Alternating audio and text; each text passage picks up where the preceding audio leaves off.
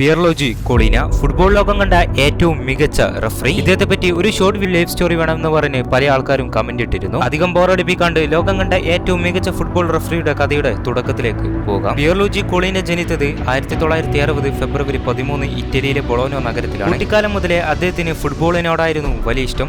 ഒരു റഫറി ആകണമെന്ന് അദ്ദേഹം സ്വപ്നത്തിൽ പോലും വിചാരിച്ചിരുന്നില്ല. അദ്ദേഹം ആദ്യം ഒരു സാധാരണ ഫുട്ബോൾ കളിക്കാരനായിരുന്നു. ഡിഫൻഡർ സ്ഥാനത്തായിരുന്നു അദ്ദേഹം കളിച്ചിരുന്നത്. എന്നാൽ 17 വയസ്സിൽ തന്റെ ഒരു സുഹൃത്തിന്റെ നിർദ്ദേശപ്രകാരമായിരുന്നു റഫറി കോഴ്സിൽ ചേർന്നത്.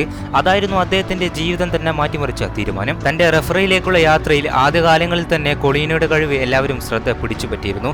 അദ്ദേഹത്തിന്റെ പ്രധാന പ്രത്യേകതകൾ ഇതൊക്കെയാണ്: കർശനമായ തീരുമാനങ്ങൾ, ആരെയും ഭയപ്പെടുത്തുന്ന സമീപനം, കളിക്കാരുടെ ആത്മവിശ്വാസത്തോടെയുള്ള സംസാരിക്കൽ, നിയമങ്ങൾ കൃത്യമായി നടപ്പിലാക്കൽ. ഇവയൊക്കെയായിരുന്നു വളരെ വേഗം അദ്ദേഹത്തിനെ ഉയർന്ന ലീഗുകളിലേക്ക് എത്തിച്ചത്. എന്നാൽ ഇക്കാര്യങ്ങളൊക്കെ നടന്നു പോകുന്നതിന്റെ ഇടയിലായിരുന്നു രോഗത്തെ തോൽപ്പിച്ച മനുഷ്യൻ എഴുതപ്പെട്ട അദ്ദേഹത്തിന് ഒരു രോഗം പിടിപെടുന്നത്.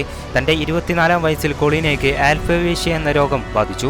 ഈ രോഗം കാരണം അദ്ദേഹത്തിന്റെ തലമുടിയും കൺപോളകളിലെ ശരീരത്തിലുള്ള മിക്ക രോമങ്ങളും പൂർണ്ണമായും കൊഴിഞ്ഞുപോയി. ഇത്തരത്തിലുള്ള രോഗങ്ങളൊക്കെ വന്നാൽ പലർക്കും ഇത് ആത്മവിശ്വാസം നഷ്ടപ്പെടുത്തുന്ന കാര്യമായിരിക്കും. പക്ഷേ കൊളീന അത് തന്റെ ശക്തിയാക്കി മാറ്റി. അദ്ദേഹത്തിന്റെ തലയോട്ടിയും തീക്ഷ്ണമായ കണ്ണുകളും പിന്നീട് ലോകത്തിലെ ഏറ്റവും തിരിച്ചറിയപ്പെടുന്ന മുഖങ്ങളായി മാറി. സിരിയ എ അരങ്ങേറ്റം. 1991 അദ്ദേഹം ഇറ്റലിയിലെ പ്രശസ്തമായ സിരിയ എ റഫറിയിൽ അരങ്ങേറ്റം കുറിച്ചു. അവിടെ അദ്ദേഹത്തിന്റെ മികച്ച പ്രകടനം ലോക ഫുട്ബോളിനെ ശ്രദ്ധ പിടിച്ചുപറ്റി. എന്നാൽ കൃത്യം 4 വർഷം കഴിവേ ഫിഫ ഇന്റർനാഷണൽ റഫറിയായി അദ്ദേഹം തിരഞ്ഞെടുക്കപ്പെട്ടു. അതേ 1995 ഫിഫ റഫറിയായി അദ്ദേഹം തിരഞ്ഞെടുത്തത്. അക്കാലങ്ങളിലൊക്കെ പിയർലോജി കൊളീനയാണ് മത്സരം നിയന്ത്രിക്കുന്നത് എന്ന് കേട്ടാൽ പലർക്കും ഭയമാണ്. അതെ, പല താരങ്ങൾക്കും ഒരു പേടി സ്വപ്നം തന്നെയായിരുന്നു അദ്ദേഹം നിയന്ത്രിച്ച പ്രധാന ഫൈനലുകൾ: 1999 UEFA champions league final, 2003 UEFA champions league final, 2004 UEFA cup final, 1996 Olympic football final, 2002 FIFA world cup Brazil visas Germany മത്സരം, 2002 ലോകകപ്പ് ഫൈനൽ നിയന്ത്രിക്കാൻ അവസരം ലഭിച്ചതിൽ അദ്ദേഹത്തിന്റെ കരിയറിലെ ഏറ്റവും വലിയ ബഹുമതിയായിരുന്നു. കൊളീനയെ ലോകത്തിലെ വലിയ താരങ്ങൾ പോലും ബഹുമാനിച്ചിരുന്നു: Ronaldo, Zinedine Zidane, David Beckham, Paolo Maldini. കാരണങ്ങൾ ഇതൊക്കെയാണ്: ഒരിക്കലും പക്ഷാതാപം കാണിച്ചിരുന്നില്ല, തെറ്റായ തീരുമാനങ്ങൾ വളരെ അപൂർവമായിരുന്നു, എല്ലാ കളിക്കാരെയും ഒരുപോലെ കണ്ടു. ഇദ്ദേഹത്തിന്റെ ലോക റെക്കോർഡ് എന്തെന്ന് വെച്ചാൽ പിയർലോജി Collina IFFHS world best referee പുരസ്കാരം തുടർച്ചയായി 6 വർഷമാണ് നേടിയത്. അതായത് 1998 മുതൽ 2003 വരെയുള്ള ബെസ്റ്റ് റഫറിക്കുള്ള അവാർഡാണ് ഇദ്ദേഹം നേടിയത്.